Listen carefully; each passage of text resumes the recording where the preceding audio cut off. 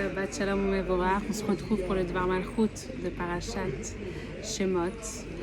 En ce jour très spécial de l'Aïloula du Baal HaTanya, le Admor HaZaken, Rabbi Shlomo Zalman, Chav Dalet Tevet. Je me trouve ici chez le Rabbi au OL. J'ai prié pour tout un et chacun, Bezrat Hashem, qu'on puisse voir la Géoula très prochainement. Le Rabbi pose la question Veleshmot Bnei Israël, et on fait la liste de tous les Bnei Israël, et le Midrash dit que la Torah rappelle le nom des Bnei Israël, et ça c'est un signe de Géoula. Et le Rabbi pose la question, mais comment on peut parler de Géoula dans une paracha qui parle de Galout?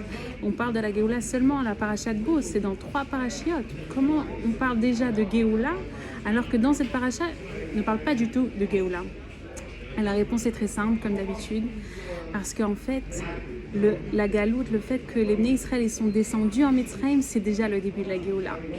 Et c'est déjà un pas en avant vers la Géoula. Et le Rabbi nous encourage à ressentir dès à présent, même qu'on se trouve encore en Galout, qu'on puisse déjà ressentir dès à présent la Géoula dans notre vie.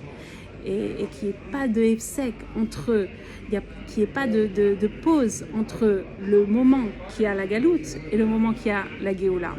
Et pour relier ça avec le bien-être, des fois quand on se sent triste et on passe une période difficile, alors on pense que c'est ça le but de la chose. Mais non, tout au contraire, quand on passe une période difficile, une épreuve, une situation difficile, c'est seulement pour qu'on puisse découvrir des forces qu'on n'avait pas jusqu'à maintenant et qu'on vive un dévoilement d'un nouvel aspect de nous qui est encore plus fort qu'avant. Des bonnes nouvelles.